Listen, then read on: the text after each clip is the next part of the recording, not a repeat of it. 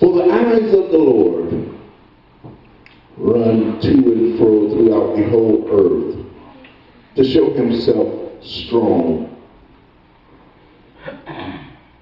in the behalf of them whose heart is perfect toward him. Herein thou hast done foolishly. Therefore from henceforth thou shalt have wars. The nation was wroth with the seer and put him in a prison, for he was enraged with him because of this thing. And Asa oppressed some of the people at the same time. If you would turn with us to Job chapter 19. Job chapter 19.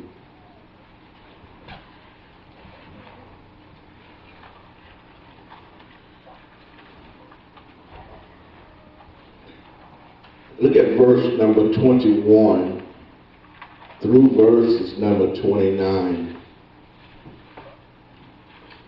Job chapter 19, verses 21 through 29. And it reads, have pity upon me. Have pity upon me, O ye my friends, for the hand of God hath touched me. Why do you yet persecute me as God, and are not satisfied with my flesh? Oh, that my words were now written, oh, that they were printed in a book, that they were graven with an iron pen and laid in the rock forever. For I know that my Redeemer liveth, and that he shall stand at the latter day upon the earth. And though after my skin worms destroy this body, yet in my flesh shall I see God, whom I shall see for myself, and mine eyes shall behold, and not another. Though my reins be consumed within me. But ye should say, why persecute we him, seeing the root of the matter is found in me? Be ye afraid of the sword, for wrath bringeth the punishments of the sword, that ye may know there is a judgment. Now I want to just stop this point in 2 Chronicles 16 and 9. It says, for the eyes of the Lord run through and fro throughout the whole earth to show himself strong in the behalf of those whose heart is perfect before him. Now notice something. It said that his eyes go throughout the whole earth. And even with the things that are taking place in the past, the things that are going on in society, some people are wondering, where is God? But he's looking. He's here.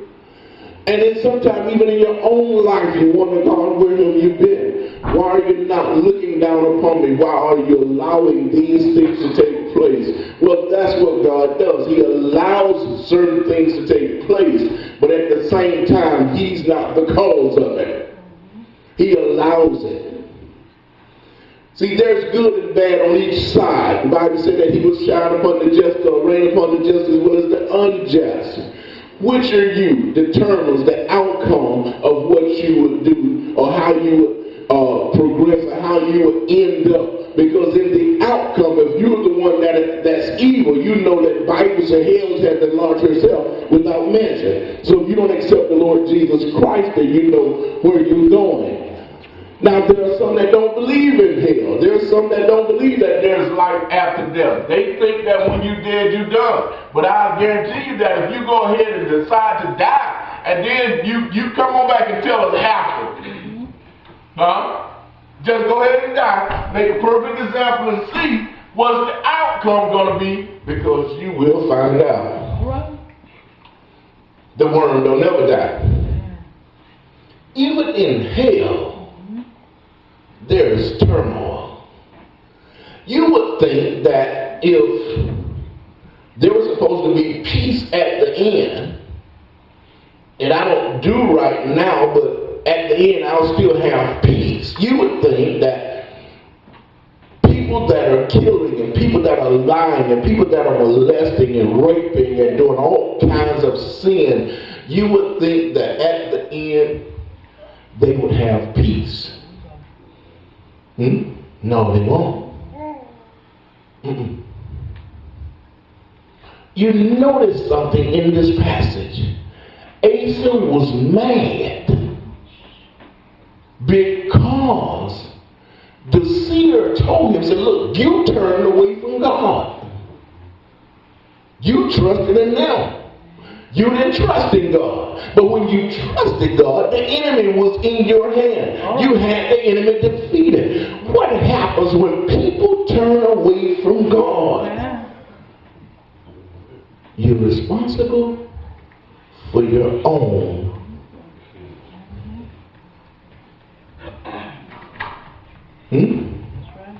You're responsible for your own action. Well, it wasn't on me. They made me do it. Flip Wilson said the devil made him do it. Well, I'm here to tell you that no, the devil didn't even make you do it. You chose to do it.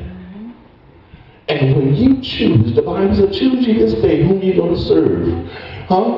If you're going to serve God, then serve God. But if you're going to serve Baal, then you know the end of serving Baal is hell.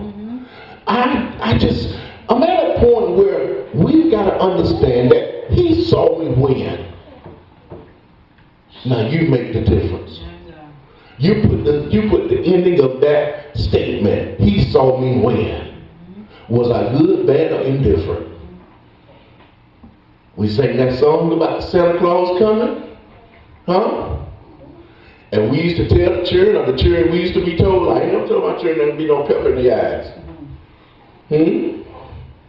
They used to tell us somebody gonna spray the pepper in your eyes and all this kind of stuff. If you are peeping when he come, if you see him, because he coming down, he gonna come down the chimney. See, people been lied to all their life. When are we going to wake up and accept the truth that there is no Santa Claus? That's a figment of somebody's imagination that they created. That's a creative being that somebody created, but it wasn't God. But we need to tell people the truth of the gospel is that Jesus is on his way back. And these things that are coming, these things that are being shown, these things have already been foretold and been prophesied that the enemy, he's going to be wickeder and wickeder. The hearts of mankind is wickeder and wiser in this day and hour. Why would who would wonder why would a child kill his parent kill his mama, then go kill up all them little children? That's the enemy. It could have been you that was doing the killing. 14-year-old, 10-year-old, 8-year-old.